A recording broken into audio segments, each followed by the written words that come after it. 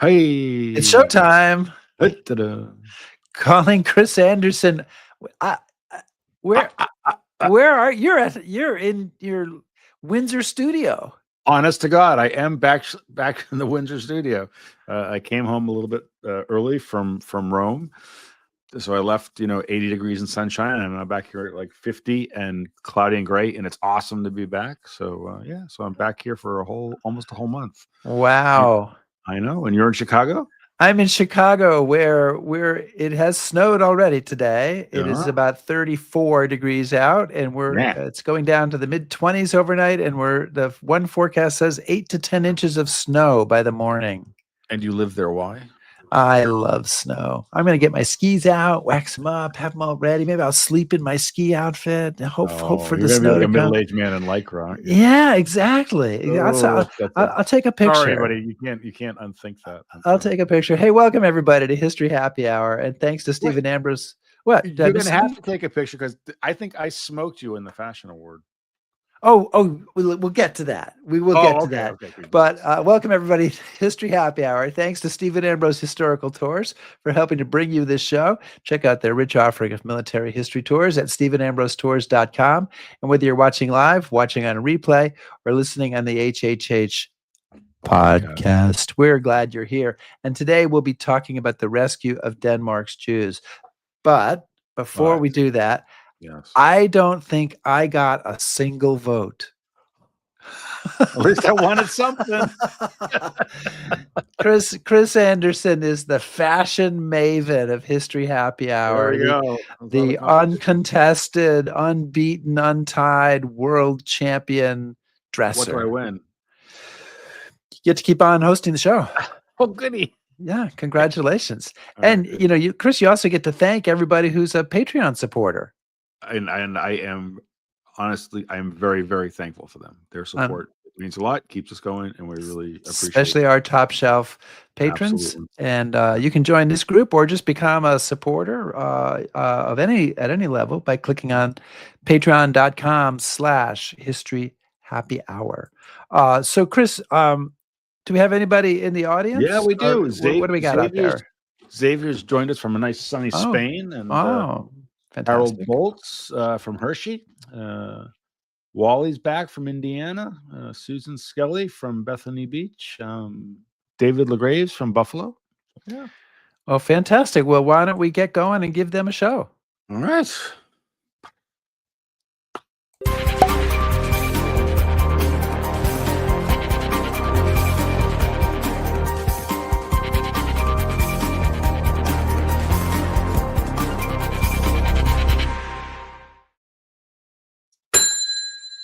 The bar is a good ring tonight, by the way. Oh, thank you. Yeah, the bar is open. In September 1943, the people of Denmark banded together to rescue nearly all of their Jewish citizens from a Nazi roundup by ferrying them to sanctuary in Sweden. Why were the Danes able to do what no other country could? Well, we're going to talk about that today with our guest, Tim Brady, who is the author of A Light in the Northern Sea, Denmark's incredible rescue of their Jewish citizens during World War II. Tim is an award-winning author. His previous books, Three Ordinary Girls, His Father's Son, 12 Desperate Miles, and A Death in San Pietro, have received wide critical acclaim. Tim Brady, welcome to History Happy Hour. Thanks for having me. Yeah, it took a while, right? Because we tried to have you a few weeks ago. It didn't work out, but now you're here. You look great. You sound great. So don't change anything. Okay. Thank you very much. I'll do my best. And Chris, are you drinking a cocktail today? Do you have a cocktail? Edredor 12. Okay. Well, I've got some scotch as well. What kind? Port Charlotte, heavily peated. And I know Tim is got a was it a Diet Coke? You said Diet Coke. Diet Coke. Right. Well, so That one of us will still be sober at the end of the show, and so we're happy, Tim, that it's you. Thank you. The story to me really begins You may disagree, but I think it begins when Germany rolls into Denmark on April 9th, 1940, which is the same day that they attack Norway. So how does this play out? How do the Danes react? Sort of how does this story, which involves the German occupation of Denmark, how does it get started? Well, I agree with you. I think the story begins on April 9th, and it begins with that the occupation. It begins with the Wehrmacht rolling into Denmark, and here you have a shot of it. You can see the sort of I picked that photo for the sort of leisurely look of the German soldiers on that that weapon. I thought that sort of expressed the seriousness that they brought to bear in coming into Denmark. It was sort of a roll into the country, and the territory that they rolled into, the peninsula that runs from the German Denmark border in the south all the way up to the very tip of the peninsula across the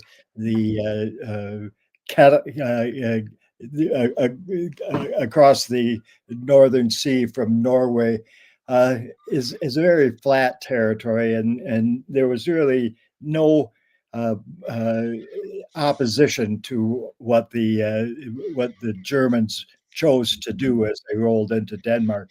They also sent in troops. They sent a troop ship into Copenhagen, which is on the eastern side of Denmark, and parked it right in downtown Copenhagen at the Langelini Pier, and emptied the forces out of the troop ship and attacked the citadel, which guarded the Danish crown, with no problems whatsoever.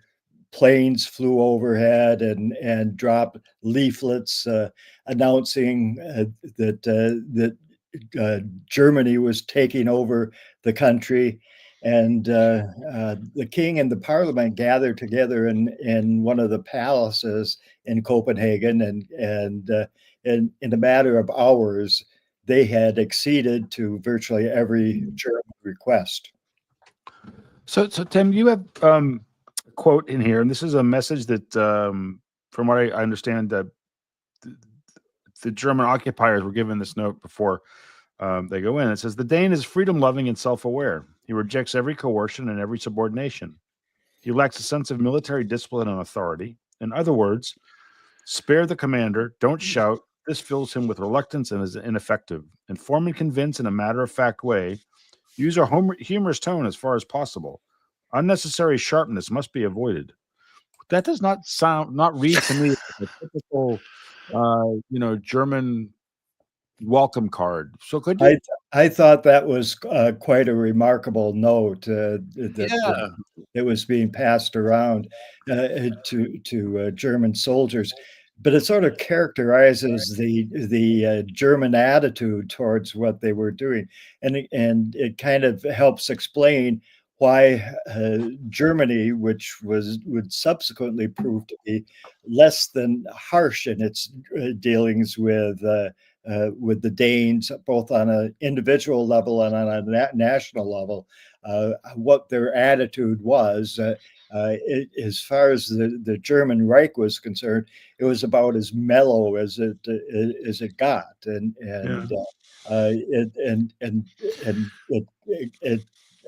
again, I thought it was quite remarkable that they were trying to sort of psychologically for their individual soldiers suggest ways to deal with the Danes.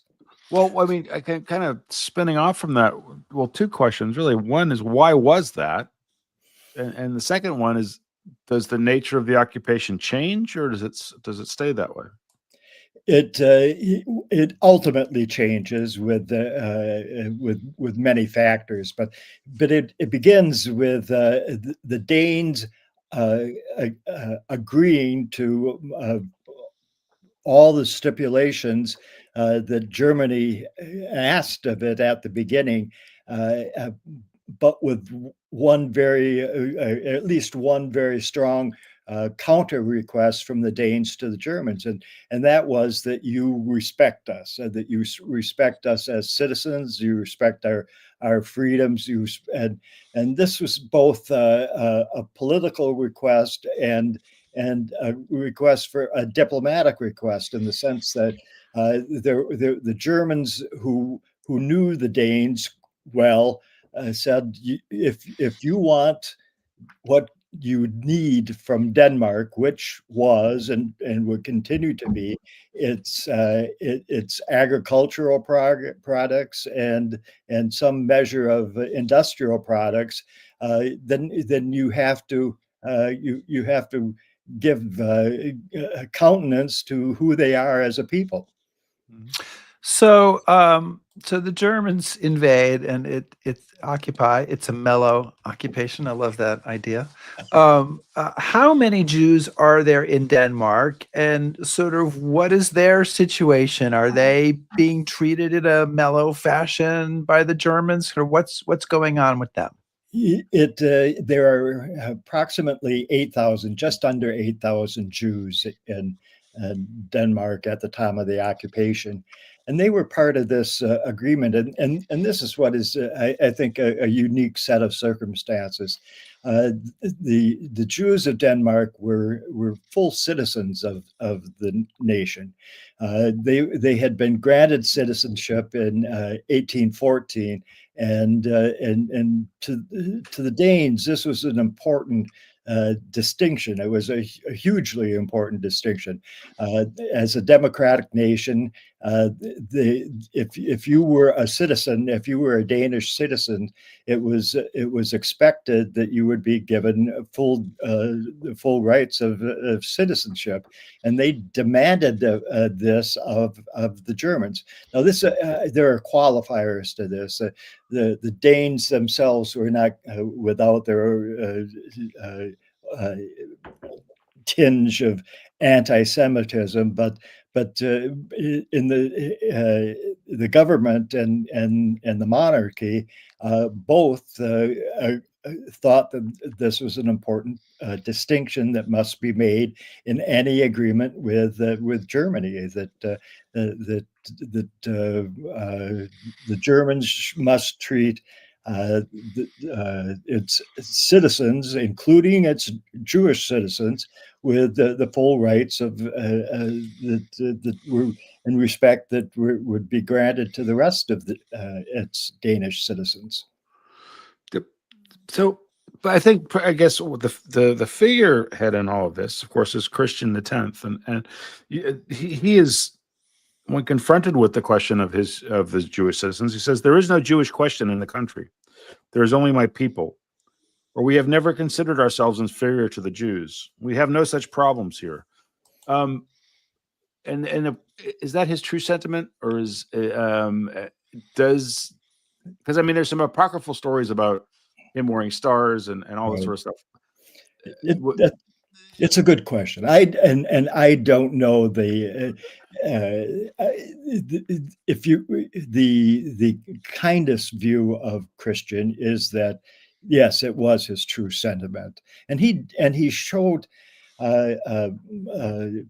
for a European monarch of the time, he did show some remarkable sense of kindness and willingness to live up to those sorts of feelings about his Jewish citizens. To give one example, in 1933, on the 100th anniversary of the construction of the great synagogue which was in the heart of Copenhagen, Christian went to the celebration and spoke at the celebration, which is just something. I mean, this is, as you know, this is at just as Hitler is rising to power in Germany. It's just something that European leaders would not jump to do in 1933. So he did have those sentiments, and he was a liberal minded in that regard. There are a lot, as you say, there are a lot of apocryphal stories, including the Yellow Star story, and there are all sorts of these quotes about that are attributed to him, saying we don't have a Jewish problem. There, who knows if those sorts of quotes pop out of histories all the time, and it's hard to. There are no tape recorders there in front of him to get the exact quote. And we saw this in this picture. He did, in fact, ride through Copenhagen pretty much every day, right, on his horse by himself. He did. He was he was popular. He was the citizens of Denmark love him, and to this day he has this reputation of being a beloved figure.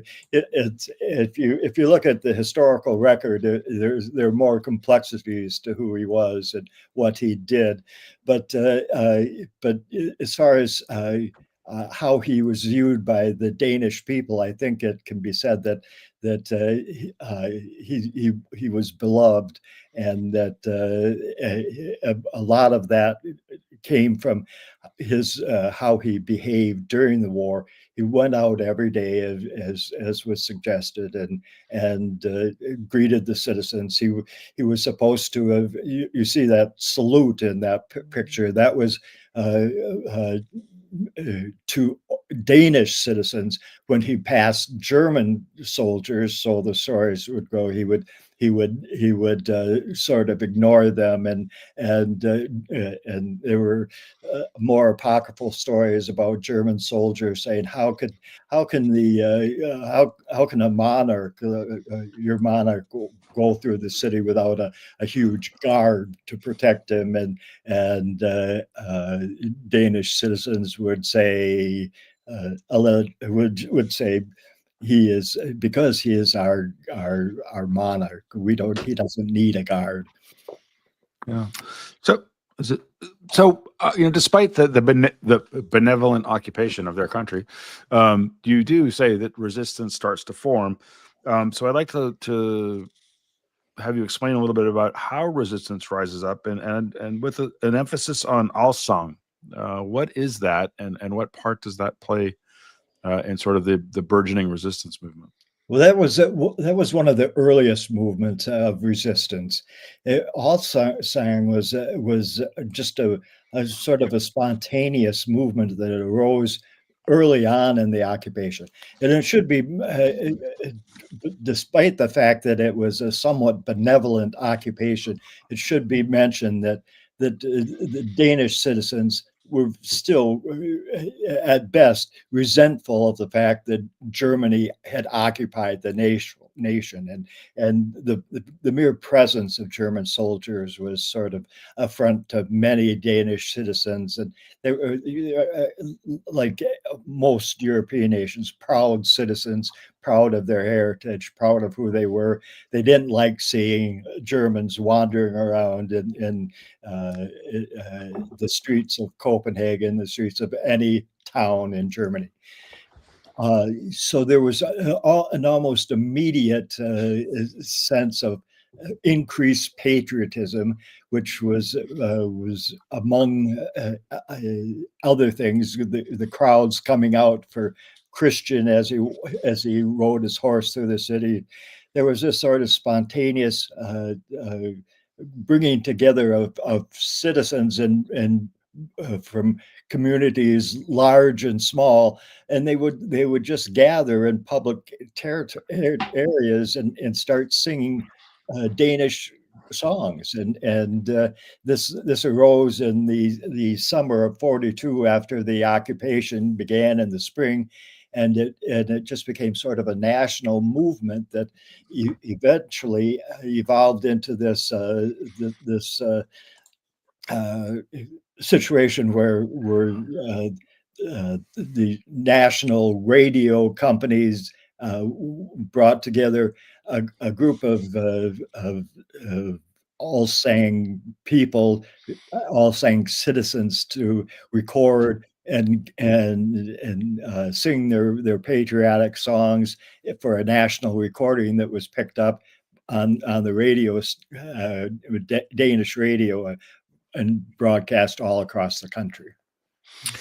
So the early years of occupation, I mean, Denmark is occupied for 3 years, and Yeah. and they have their own government, right? They Yeah. haven't had to get rid of their government. They've got their king, they've got their parliament, okay, and then They even had their army and navy, if I might add. wow. Okay. So the Germans are treating them very delicately.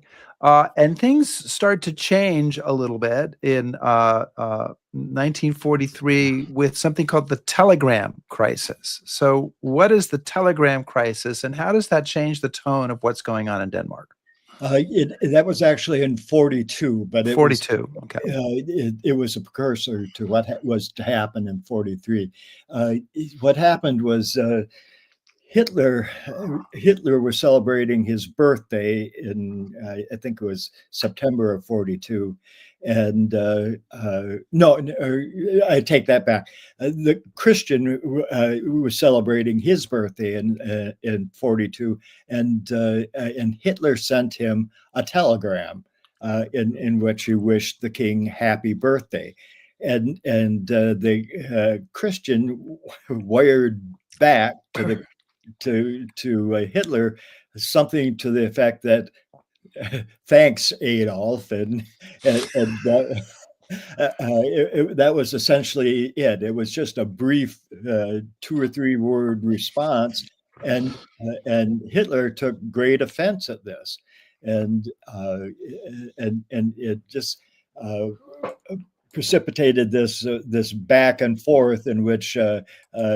diplomatic back and forth where Hitler's minions let Christian know that he should have been a lot more effusive in his response to Hitler, and Christian just sort of again shrugged it off, and it began this sort of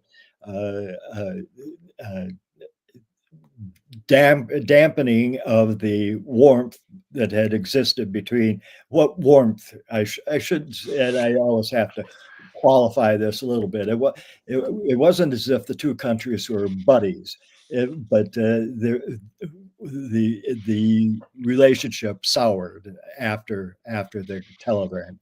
And what's the result of that? So like in August 43, I think the Germans essentially take over the Danish government. Yeah, well, that is sort of the telegram crisis. Sort of marked the beginning of the sense among the Danish people that this was not going to be a relationship that could last, and it sort of fostered this notion, not just among the people themselves, that something had to change, and so it just began a sort of cycle of resistance that started to grow, and as a response to the relationship, and it was never a relationship that was going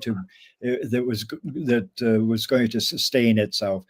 And through 43, a number of things happened. Through late 42 and into 43, the SOE, the British resistance forces aiding the resistance forces throughout Europe started to become a presence in the country. There were individual resistance things, like there were a group of teenagers called the Churchill Boys who started to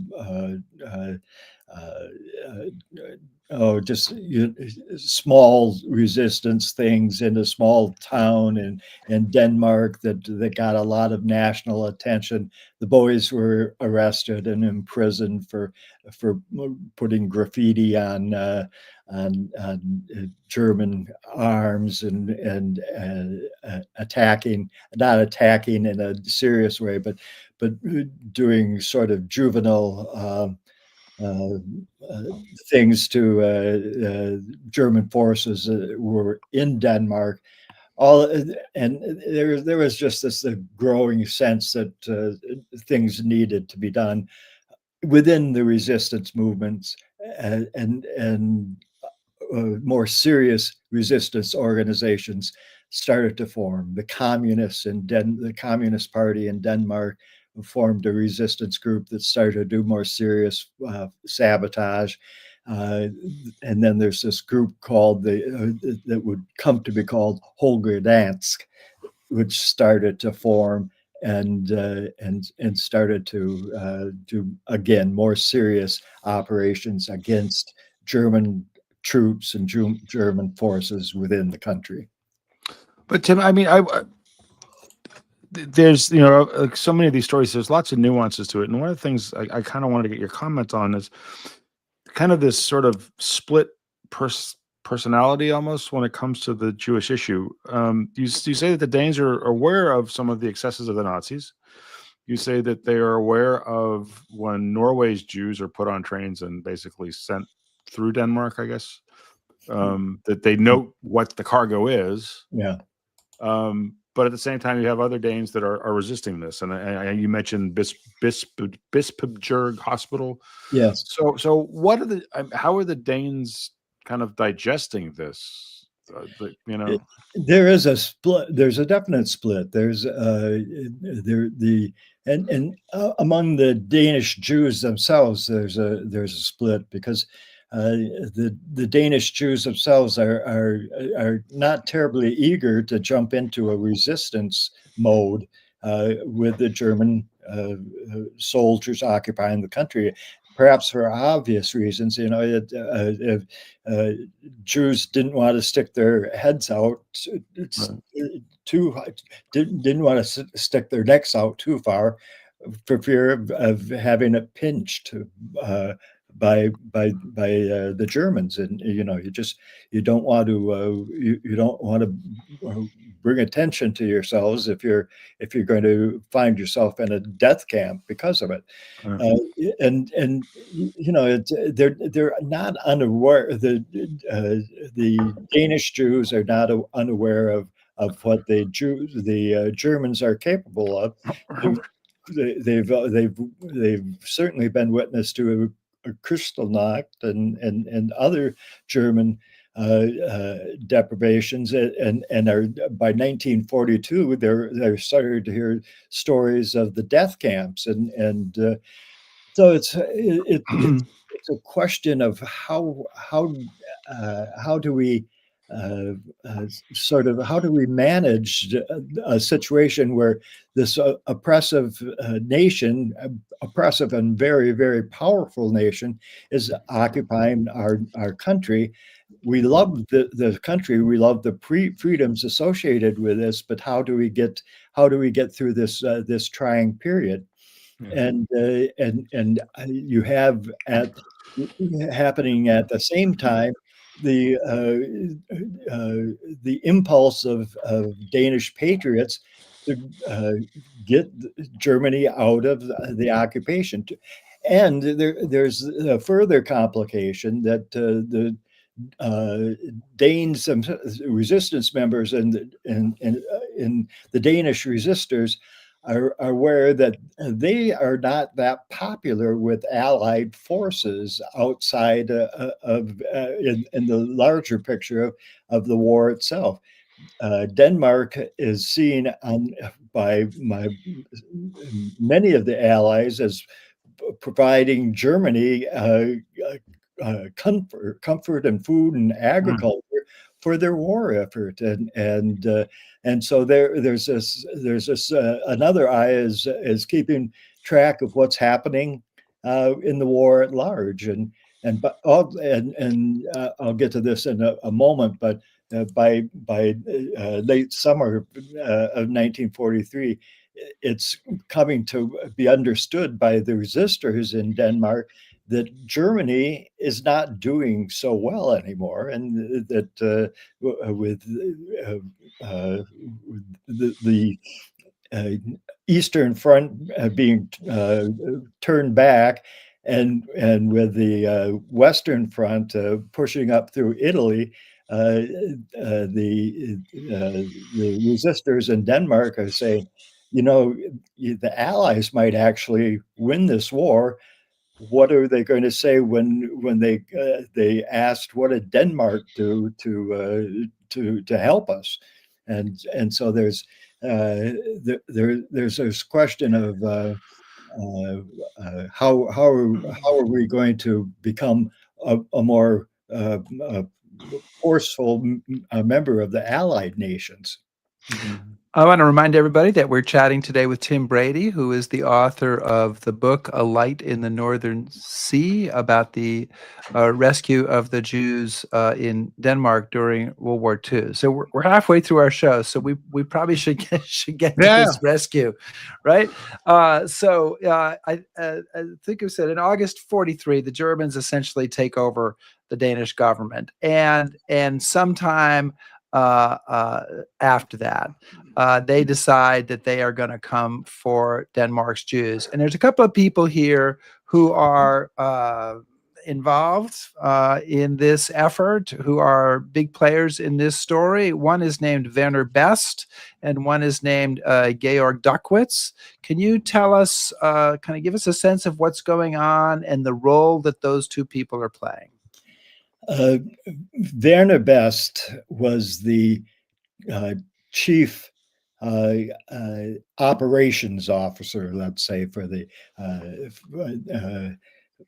Germans in Denmark. Duckwitz was an aide of his who ran shipping, the shipping divisions of the German Reich in Denmark.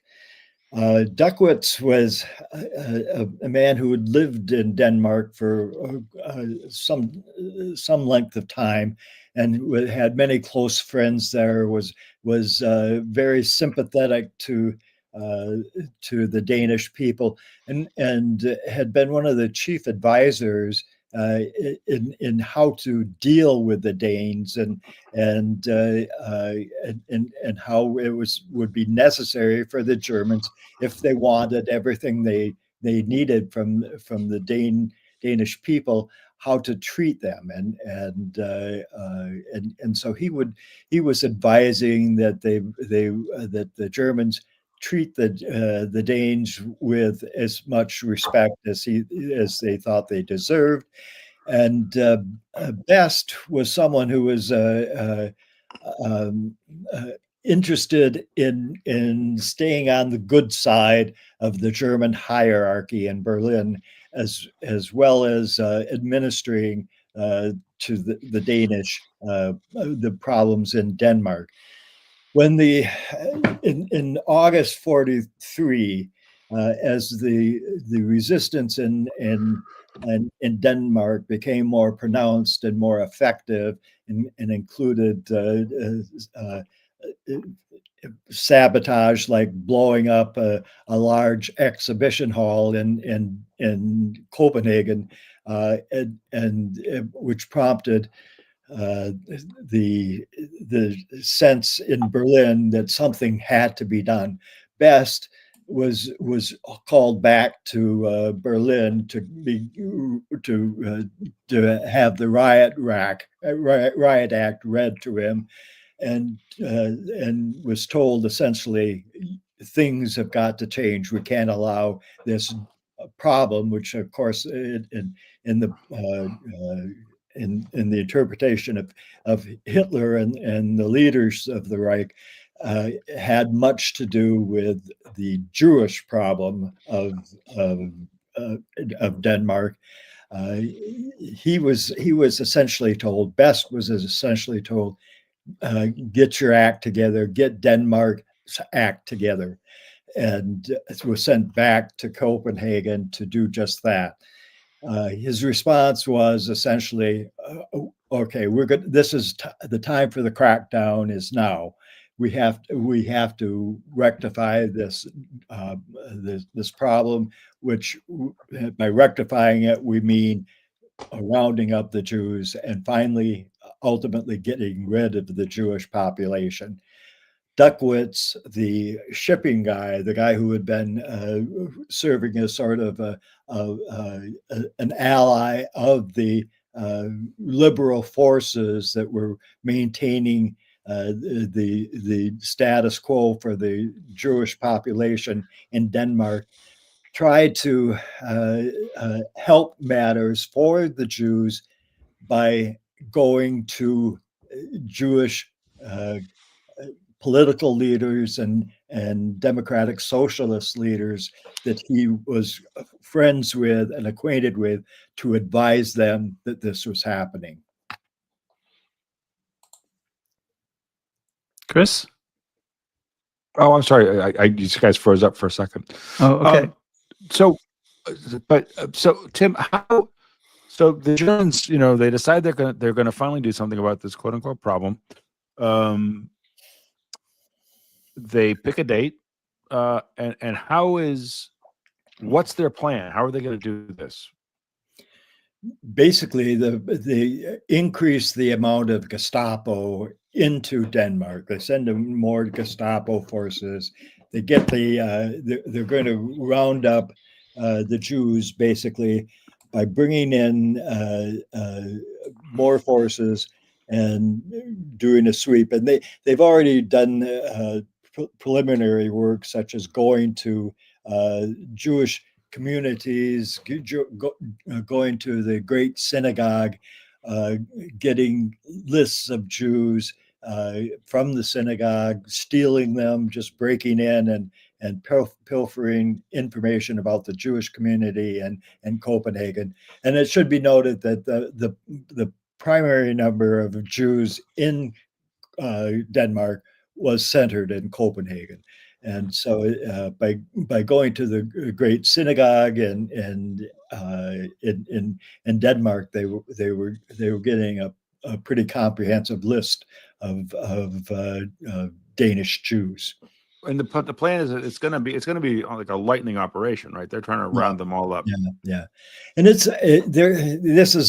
things are going to get a little even more muddled here, because there's a question now, and Best and Duckwitz are sort of at the center of it. The question becomes how serious and how important is the roundup to Germany and Berlin. And this is a historical question that is still argued. The effort made by the Germans to round up the Danish Jews begins in earnest.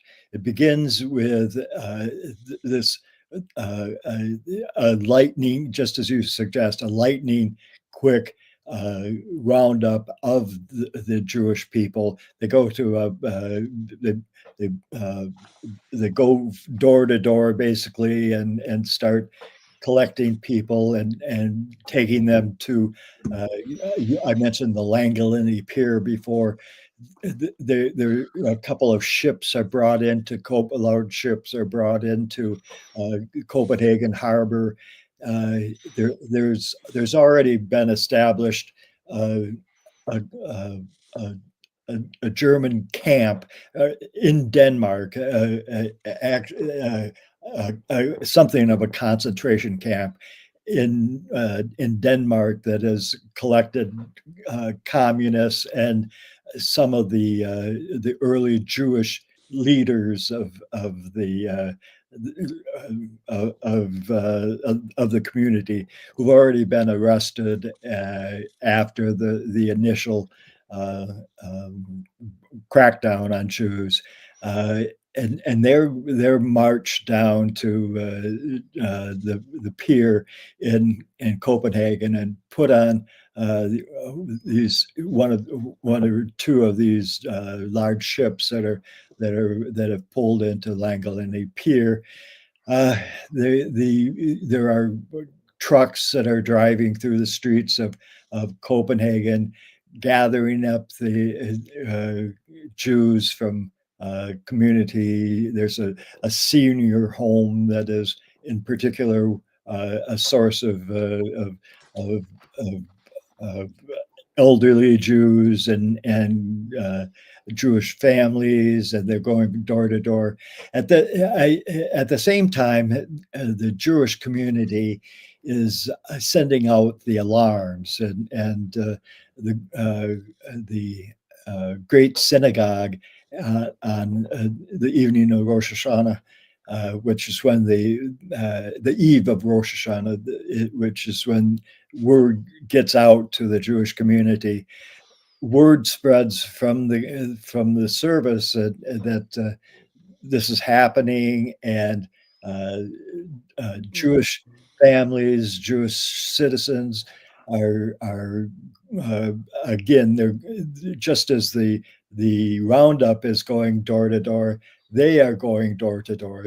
Individual Jews to alert their brethren that this is happening, and the advice is to get out of Copenhagen, get out of your homes, and start heading towards safety.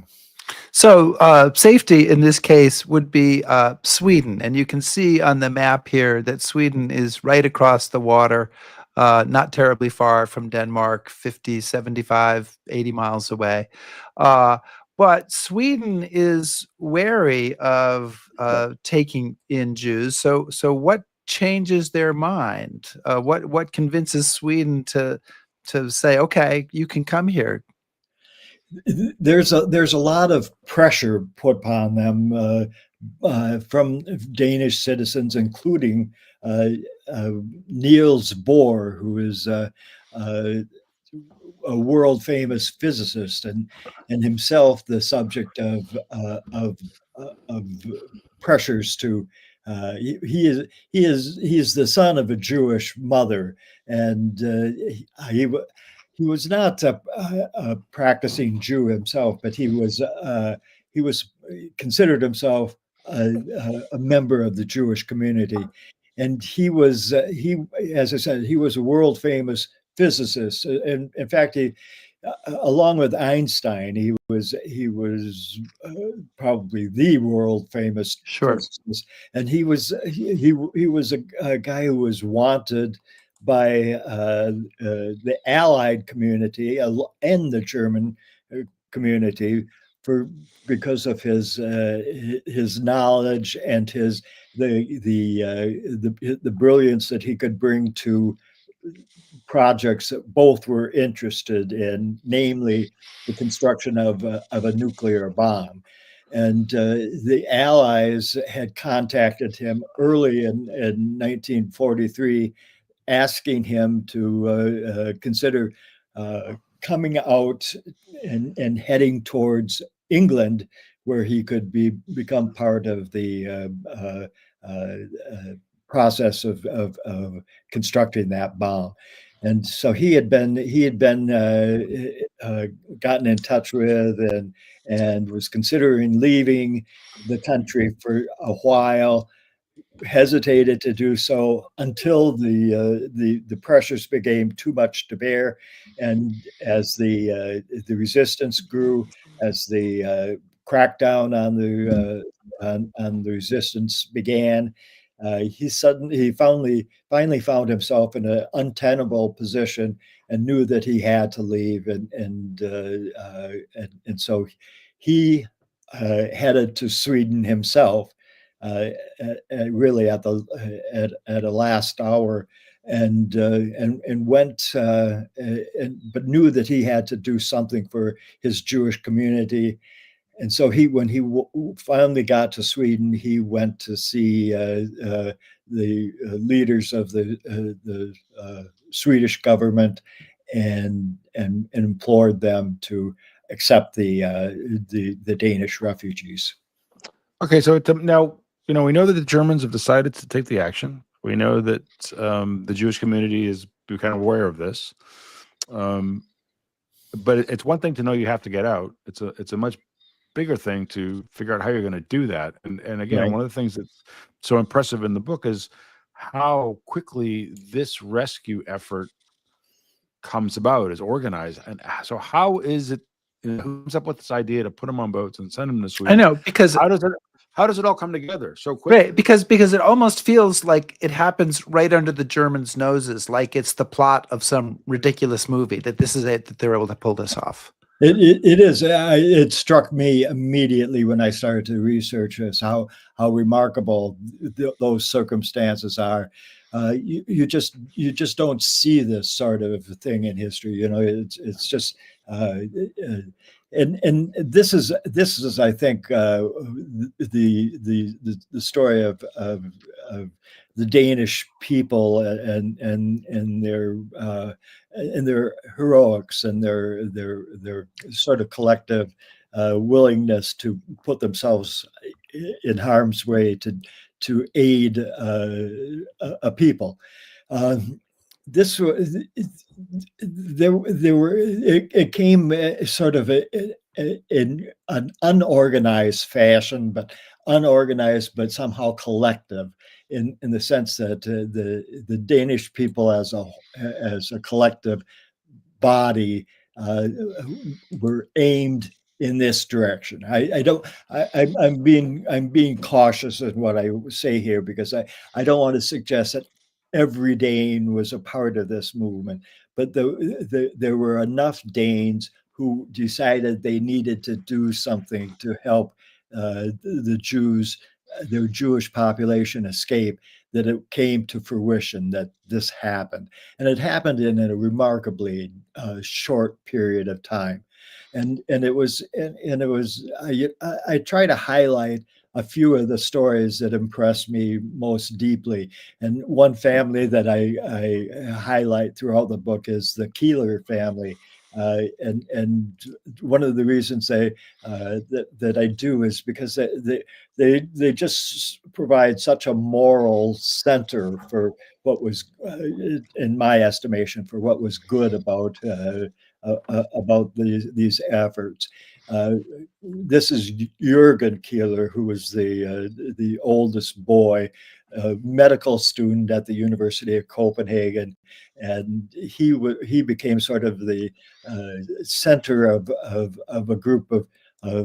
He ultimately became a part of the Holger Dansk movement, which I don't know if we'll have time to talk about, but he lived in an apartment with two sisters, Elsebeth and Bente, and a brother, and the four of them lived together, and they started to work to gather money, raise funds, organize, collect Jews. I mean, what you had to do, you needed money to pay for the passage. You needed to find out where the Jewish community was, and you need to get a means to take the Jews from Copenhagen across the strait to Sweden. So you needed fishing boats, you needed or boats of any kind. You needed transportation. You needed to pay for the transportation. You needed to find places to hide out prior to going, hide out when in preparation for the trip itself, meaning in like warehouses down by the docks. You needed all of this sort of organization, and yet somehow they were able to do this. And it should be mentioned too. Chris, I think you had mentioned Bispeberg Hospital, which was the hospitals in Copenhagen, and the medical community in Denmark at large was very vital to this. There was this that particular hospital helped steer hundreds of Jews out of the country. They hid them out. Nursing communities within the hospital allowed them to stay in their nursing dormitories. They did things like they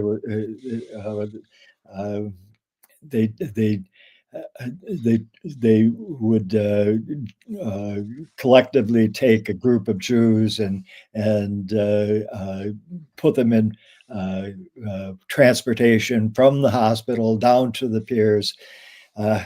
There's so many stories of this sort of heroism of getting people out of the country that it's I just would advise you to read the book, guys. Read Right, the book. right. Read the book. Hey, Yeah. so I've always had this sense, and reading this book, I still had this sense. I wonder if you share it. I have this sense that in essence, the people of Denmark stand up to the Germans, and that ultimately the Germans back down. That it's basically, if you stand up to a bully, you can get the bully to back down. Now, do I have that right, or would your interpretation be different? I hate to deflate that, but the fact of the matter is that there are complications in this story that one aspect of the story that is sort of underplayed is the fact that the question of how serious were the Germans about eliminating through the camps the Jews of Denmark. And it's a question that needs to be broached, because the fact of the matter is that the efforts to capture all of the Jews of Denmark could have been more serious on the part of the Germans. And the answer to why not is one that historians still struggle over, and it's still a question in Denmark itself. So Tim, I mean, one question I have one question that some guests have asked, and then I'm going to have one final question. But the quick nuts and bolts question is: so how many Jews were rescued, and what percentage of the country's Jewish population was saved? 95% at a minimum. And these figures are pretty well documented, and I don't have the exact numbers at the top of my head, but I think that in total there were about 500 Danes, Jewish Danes, who lost their lives in the Holocaust. All right. So and kind of I guess the final question, or the big question is, Rick and I spend a lot of time in studying the Second World War. You obviously have. You've written about it several times. And it's generally a pretty sad story when it comes to the Holocaust. Yeah. For a whole lot of reasons. But, and I understand that there are nuances, but it seems to be a little bit different in this case. What is it? Why? What is it about the Danes? Yeah, what is it about? I mean, are they somehow special people, or why is the story different in this case? This is a question that I began. I've been doing this a long time, as you suggest, and I have the skepticism of an old journalist. So, when I see a story like this, I think, well, what's Right. what's going to undercut this story, and Sure. and Right. uh, I uh, I Danes, I think, and I really am hesitant to speak largely about the Danish population, which I don't know that well. I mean, I've looked at it for the purposes of this book, but I don't know the Danish people that well. So I have a hard time answering that. I will say that I have since I started working on this book, I am truly impressed by their character, their sense of humor about themselves. But most importantly, I think, is they have a sense of egalitarianism and a sense of democratic purpose. I'll tell you, I got interested. I started to work on this book during the initial period when Russia invaded Ukraine, and I was struck then at how Ukrainians responded to that invasion, and I was struck by their seeming democratic spirit and democratic notions of themselves. Likewise, I think I found that in this story too, when I looked at the Danes, and they truly believed that to be a Danish citizen was a special thing, and so that the Jewish community, by being part of the Danish citizenry, had all of the protections of being Danes, and I think that was the driving force behind this spirit of rescue and salvation that drove them. Well, Tim Brady, we want to thank you so much for joining us today. And there's so much we didn't get to cover, so we didn't talk too Buy the much about book. the rescue itself. We could talk about the role of the Gerda 3 and Henny Sindig and what she did with that, or the white And buses that rescued people from the concentration camps. But we just don't have time for that right now. So it's reasons to buy the book. And the book, of course, as we've mentioned, is A Light in the Northern Sea by Tim Brady. Thank you so much for joining us Thank you so today. much, Tim. thanks for having me. This has been fun. Good. Excellent. Thank you, sir. Okay, so we are going to continue with World War II Wow. And next and week. live again, huh? Live again. We'll Oh. both be in the same places. At this point, yeah. I assume you're not headed off for some personal Unless there's some surprise trip. somewhere. Yeah. You should talk to your wife and make sure Yeah. that she doesn't have plans for next weekend in New Zealand. But next week will be World War II, but on the other side of the globe, because we're going to bring back John McManus, and we're going to talk about the second book in his trilogy about the U.S. Army in the Pacific. And this one is called Island of Inferno, or Island Infernos. Excuse me. Not Island of Infernos, which would be like a James Bond movie. But Island Infernos, 1944, the U.S. Army in the Pacific. So looking forward to that. John's always a great guest. We can find out, John's doing a podcast now with Kevin Hemel. We can That's find what I out, heard. we can get an inside report on what's going on with them. And Indeed. I don't know, either we'll feel really good or we'll feel really jealous. It's kind of like it's got to be one or the other. Or just be indifferent.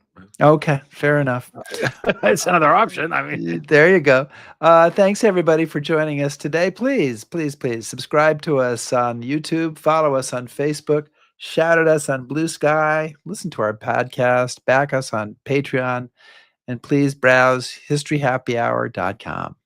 thanks everybody. Stay safe.